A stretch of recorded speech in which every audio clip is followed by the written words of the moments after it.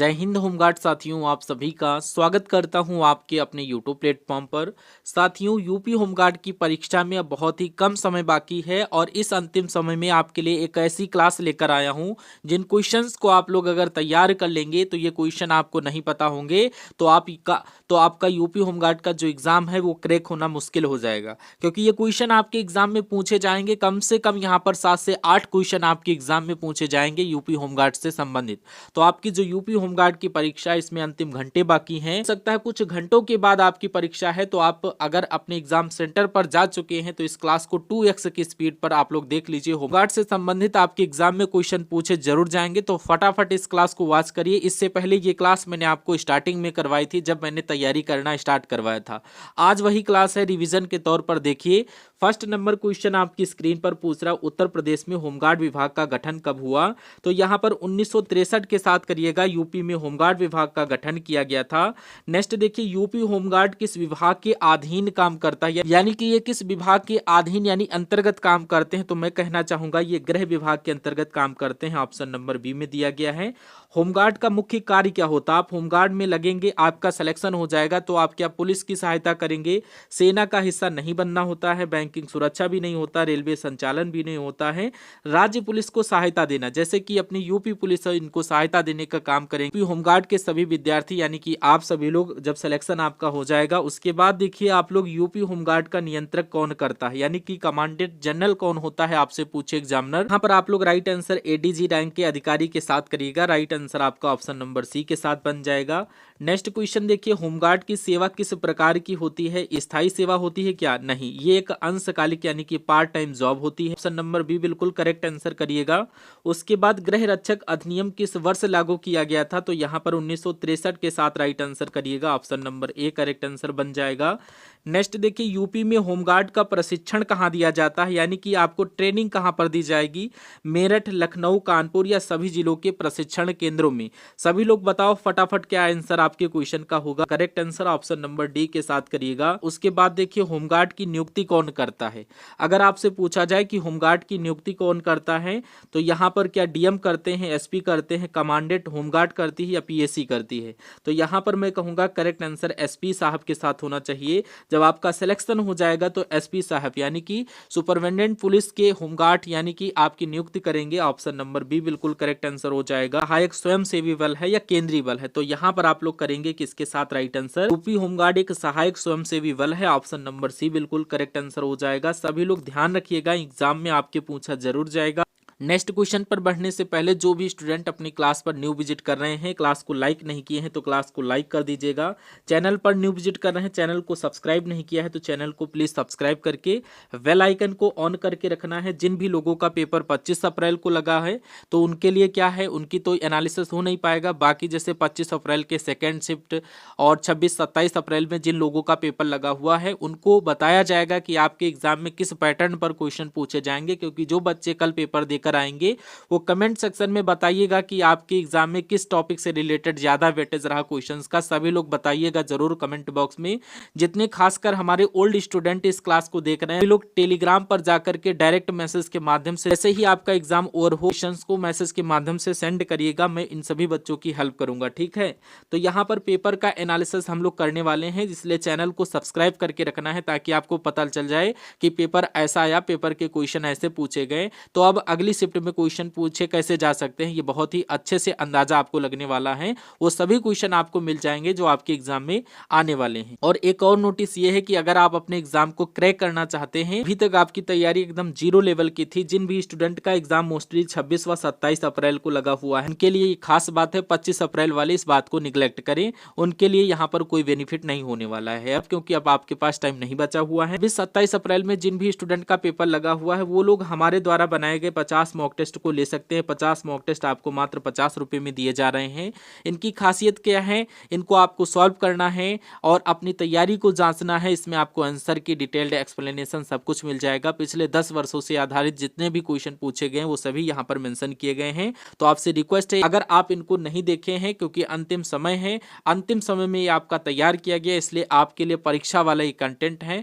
तो आप लोग यहाँ पर 100 क्वेश्चन के पूरे 50 मॉक टेस्ट को देखिए। मोटा मोटा आप लोग लोग देखिए, क्योंकि यहाँ पर 70 से 75 नहीं तो 80% आपको पेपर वहाँ पर देखने को मिलेगा। 26-27 अप्रैल की जो आपकी परीक्षा है यही क्वेश्चंस आपको देखने को मिलेंगे इसी मॉडल पेपर से। अब आपके पास टाइम बहुत कम है, तो इसलिए आप लोग वही चीजें पढ़िए जो आपके एग्जाम में पूछी जाएंगी और आपके एग्जाम में देखने को मिले उनको। इसका जो प्राइस रखा गया वो मात्र 50 रुपये रखा गया है, जिसमें आपका एग्जाम बहुत ही इजिली क्रैक हो जाएगा। तो इसमें आपको कुछ नहीं करना है, स्क्रीन पर दिए गए नंबर पर व्हाट्सएप मैसेज करिए बहुत ही जल्दी, क्योंकि अब आपके पास टाइम नहीं बचा हुआ, टाइम घटता ही जा रहा है। तो जैसे ही आप 50 का पेमेंट करेंगे QR कोड आपको मिल जाएगा, देन आफ्टर तुरंत आपको सभी PDF आपको मिल जाएंगी। ठीक है, आप लोग इस मॉडल पेपर को जरूर एक बार सॉल्व करिएगा। चैनल पर न्यू विजिट कर रहे हैं तो चैनल को सब्सक्राइब करके रखिएगा। नेक्स्ट क्वेश्चन में पूछा जा रहा है यूपी होमगार्ड का मुख्य नाम यानी मोटो क्या होता है। तो यहाँ पर आप लोग सेवा और सुरक्षा के साथ राइट आंसर करिएगा। ऑप्शन नंबर सी बिल्कुल करेक्ट आंसर हो जाएगा। नेक्स्ट क्वेश्चन आपकी स्क्रीन पर, यूपी में होमगार्ड की ड्यूटी कौन तय करता है। तो यहाँ पर SP, DM, थाना प्रभारी या उपरोक्त सभी। तो यहाँ पर ये लोग सभी लोग कर सकते हैं, यानी कि उपरोक्त सभी के साथ राइट आंसर करिएगा। नेक्स्ट, यूपी होमगार्ड किस यूनिफॉर्म कलर में होते हैं। जैसे कि आप लोग खाकी वर्दी का नाम सुने होंगे, वो एक खाकी वर्दी होती है जैसे कांस्टेबल और यूपी पुलिस के लोग पहनते हैं। ऑप्शन नंबर सी के साथ राइट आंसर करना, इंपॉर्टेंट क्वेश्चन था। नेक्स्ट, होमगार्ड किन स्थितियों में बुलाए जाते हैं, यानी कि भीड़ नियंत्रण में, यातायात प्रबंधन, प्राकृतिक आपदा या उपरोक्त सभी। यानी कि यहाँ पर आप लोग राइट आंसर उपरोक्त सभी के साथ करेंगे। इन सभी कार्यों में होमगार्ड्स की उपस्थिति अनिवार्य होती है, ये लोग बुलाए जाते हैं, इनकी ड्यूटी लगती है, इसलिए right answer option number D बन जाएगा। नेक्स्ट, यूपी होमगार्ड की सेंट्रल एक्ट के आधार पर चलता है। यहाँ पर आप लोग राइट आंसर करिएगा होमगार्ड्स एक्ट 1963। यहाँ पर कट करके 1963 कर लीजिएगा। ऑप्शन नंबर ए में दिया गया है, जो कि बिल्कुल करेक्ट आंसर हो जाएगा। यूपी होमगार्ड्स ये सेंट्रल एक्ट के आधार पर ही चलते हैं, यानी 1963 के साथ राइट आंसर करना। नेक्स्ट क्वेश्चन आपकी स्क्रीन पर देखिए, आपकी स्क्रीन पर पूछा जाए यूपी होमगार्ड का प्रशासनिक प्रमुख कौन होता है। तो यहाँ पर कमांडेंट जनरल के साथ राइट आंसर करना, ये यूपी होमगार्ड के प्रशासनिक प्रमुख होते हैं। नेक्स्ट, होमगार्ड का चयन किस स्तर पर किया जाता है, राज्य स्तर, जिला स्तर या फिर ब्लॉक स्तर, तहसील स्तर।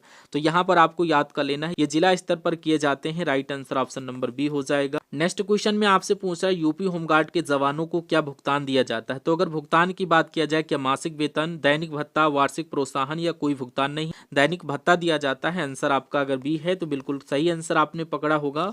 नेक्स्ट क्वेश्चन देखिए, यूपी होमगार्ड की भर्ती में मुख्य आधार क्या होता है। अगर आधार की बात किया जाए तो यहाँ पर आप लोग क्या करेंगे, लिखित परीक्षा, शारीरिक दक्षता परीक्षा या इंटरव्यू या मेडिकल टेस्ट। तो यहाँ पर लिखित परीक्षा के आधार पर हो रहा है, यानी ओमार सीट आप लोग भरेंगे, तो इसलिए right answer option number A हो जाएगा। नेक्स्ट क्वेश्चन देखिए, होमगार्ड किस बल की श्रेणी में आते हैं। तो यहाँ पर क्या regular police force, auxiliary force, armed force या फिर टेरिटोरियल आर्मी। तो यहाँ पर आप लोग करेंगे auxiliary force, option number B में दिया गया है। Correct answer option number B के साथ करना, ध्यान रखिएगा। नेक्स्ट, यूपी होमगार्ड एक्ट किस शासनकाल में पारित हुआ था। पंडित जवाहरलाल नेहरू के शासनकाल में या लाल बहादुर शास्त्री के शासनकाल में। तो यहाँ पर आप लोग पंडित जवाहरलाल नेहरू के शासनकाल में करिएगा, यूपी होमगार्ड एक्ट पारित हुआ था।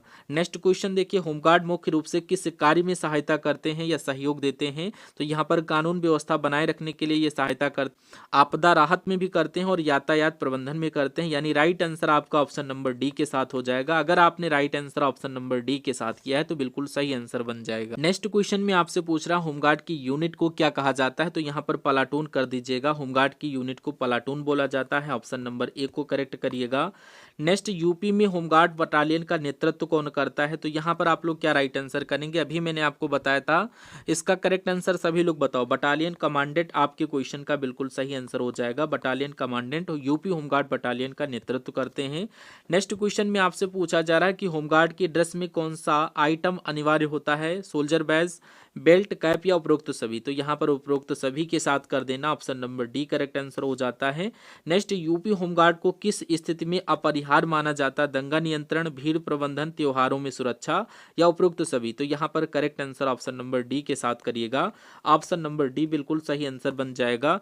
यूपी होमगार्ड किस प्रकार की शक्ति रखते हैं ये। तो यहाँ पर ये सीमित शक्तियां रखते हैं, कोई शक्ति ऐसा भी नहीं है, ये सीमित शक्तियां रखते हैं। यहाँ पर करेक्ट आंसर करेंगे लिमिटेड पावर, यानी कि सीमित शक्तियां। लेना। ऑप्शन नंबर बी बिल्कुल सही आंसर हो जाएगा।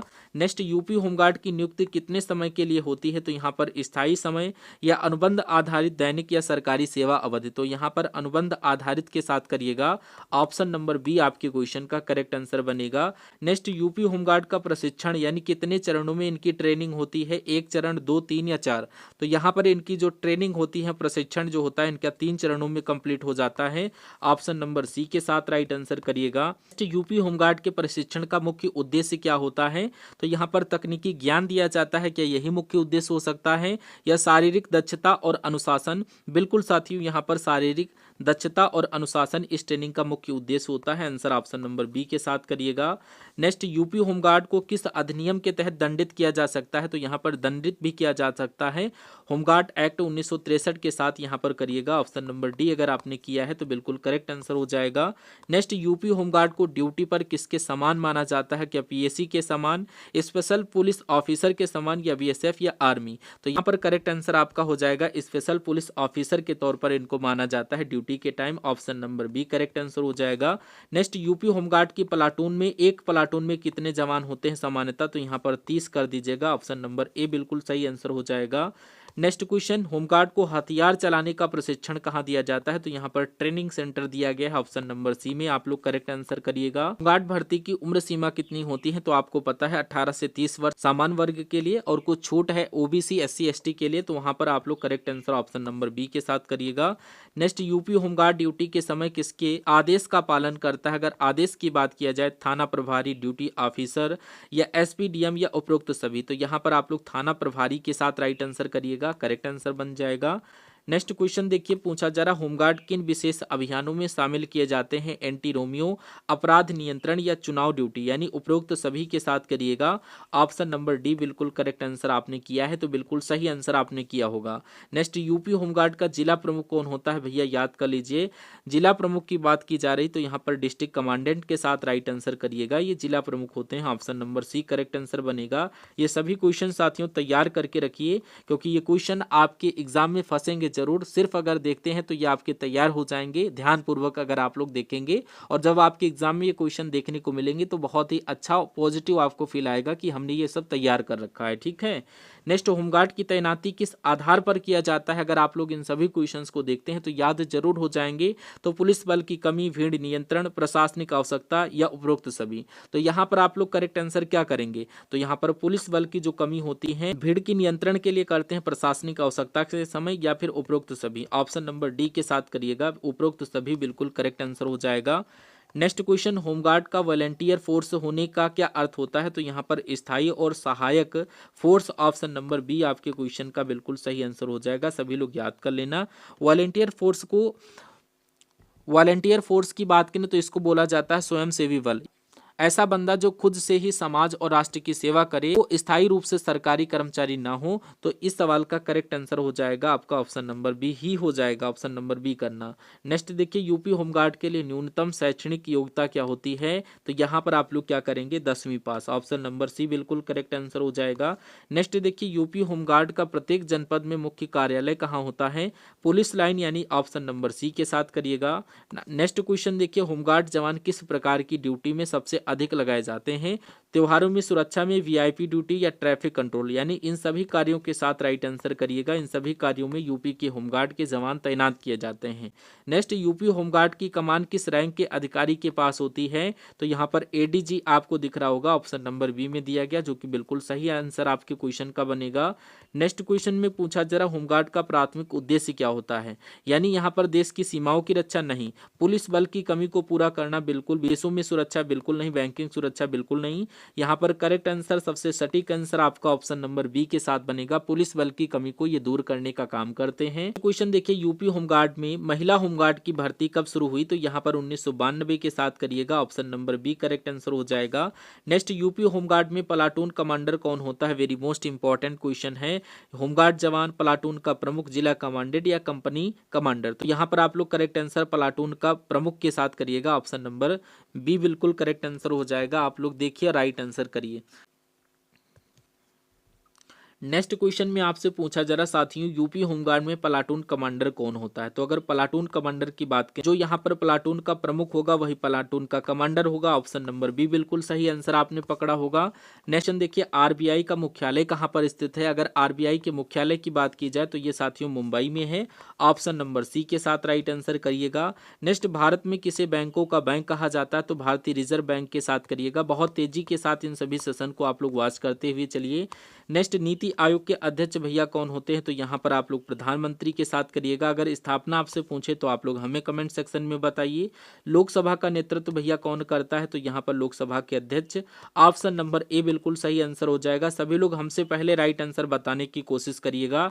संविधान सभा के स्थायी अध्यक्ष कौन माने जाते हैं? तो डॉक्टर राजेंद्र प्रसाद के साथ कर देना। Option number C correct answer हो जाएगा। क्वेश्चन में पूछ रहा है लोकसभा के अध्यक्ष को कौन चुनता है? तो यहाँ पर लोकसभा के निर्वाचित सदस्य चुनते हैं।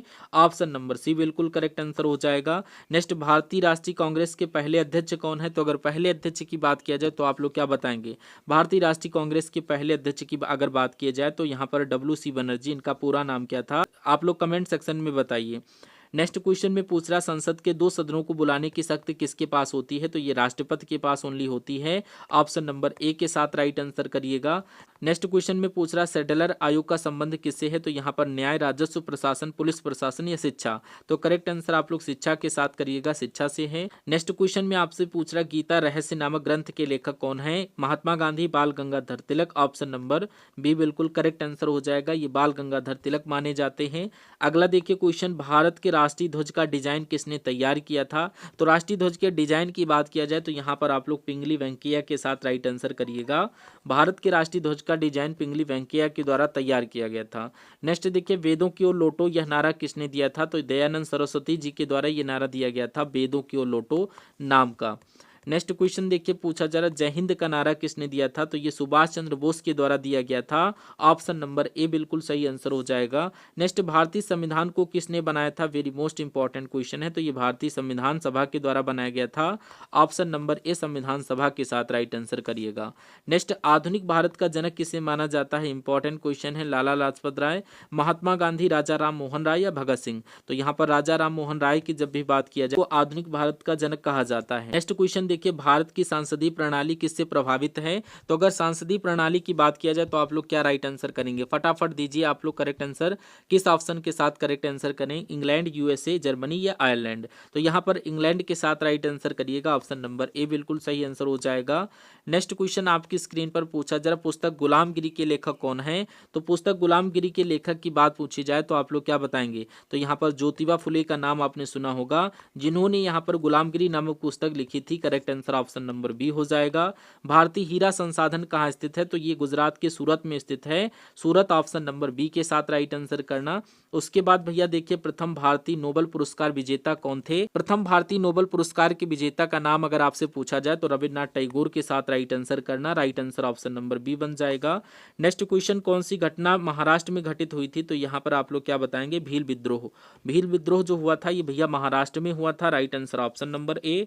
नेक्स्ट क्वेश्चन में पूछ रहा है किसने अपने आप को खलीफा घोषित किया था? इल्तुतमिश, अलाउद्दीन खिलजी, महमूद गजनवी या मुबारक शाह खिलजी? ऑप्शन नंबर डी के साथ राइट आंसर करिएगा। मुबारक शाह खिलजी ने अपने आप को खलीफा घोषित किया था। ऑप्शन नंबर डी बिल्कुल सही आंसर हो जाएगा। गांधी जी ने किस कानून को काला कानून कहा था? यहाँ पर आप लोग राइट आंसर रॉलेट एक्ट के साथ करिएगा। रॉलेट एक्ट को महात्मा गांधी जी ने काला कानून नाम दिया था।